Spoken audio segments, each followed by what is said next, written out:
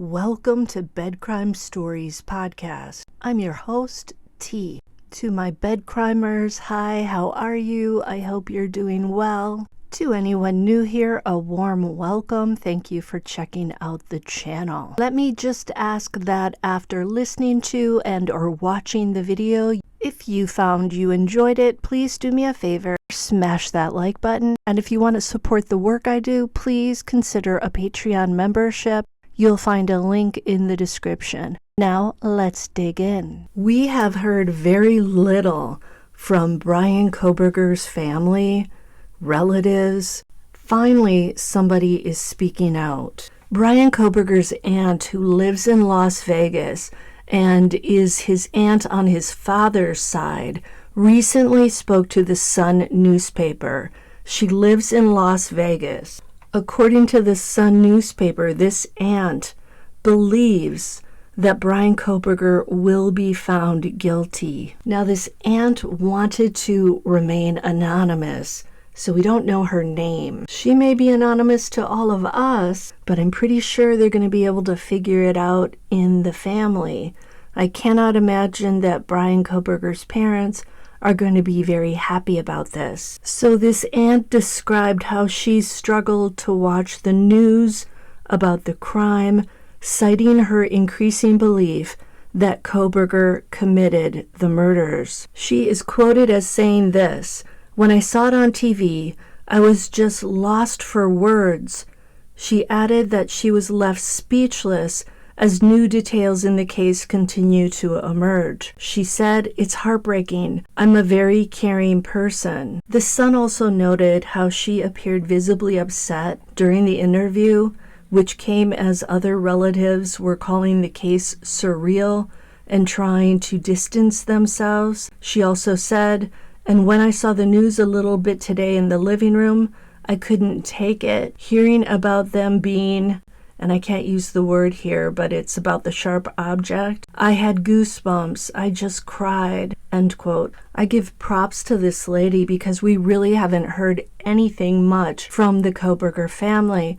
Of course, that gag order likely applies to them, to his nuclear family. That likely explains why they've been completely silent. And also, they're kind of on the losing side of the equation. Being the family of the person accused cannot be an easy place to be. This aunt also aired her belief that Bryan Kohberger might unalive himself and that she will likely not watch the trial if things get to that point, and if cameras are even allowed in the courtroom. She also said she wants to know the answers to questions surrounding the case, such as her nephew's perspective on the motive, if he did in fact carry out the crime, and she also wants to know what he might have done with the weapon that was used in the crime. Well, that's the million-dollar question. Where the heck is that thing? When asked if she thought he was going to be found guilty, she said, quote, "I think so. I just want the truth." She added, "I would like to see him or write to him and find out what happened." The aunt also provided insight into his life before the crime, describing him as humble and quiet. She said, "I didn't see any violence in him," but then she did mention some odd behavior that she noticed on his part in recent years. She moved to Vegas, and at some point she flew Bryan and his family out there to visit, and she said, "Once I told Bryan I would show him all around Vegas, but the odd thing was he stayed in the house," end quote. She then told the Sun how she believed her nephew's behavior might have been due to drugs he was taking at the time, as well as a lot of drama going on between the family, which she said she cannot reveal for legal reasons. Sure like to know what that is. I'm wondering if that could be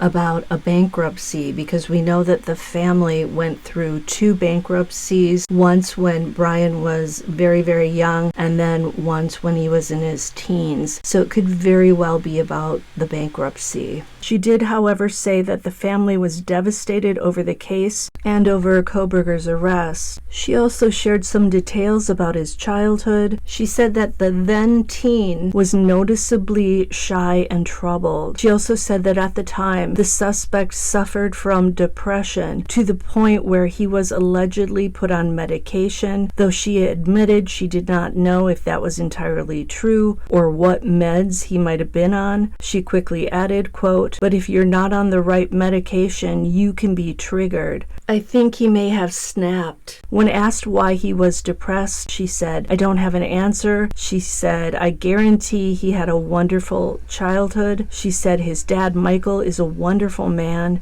He was a janitor, and his wife is a beautiful woman. She's a teacher, and they worked at the same school. She also conceded that her nephew is, quote, "not well." She said that her heart goes out to the victims' families due to the pronounced pain they are likely facing. And that's pretty much all she said. So there you go, another little bit of information we can add to our portrait of suspect Bryan Kohberger. Have a good night, and I'll see you next time on Bed Crime Stories.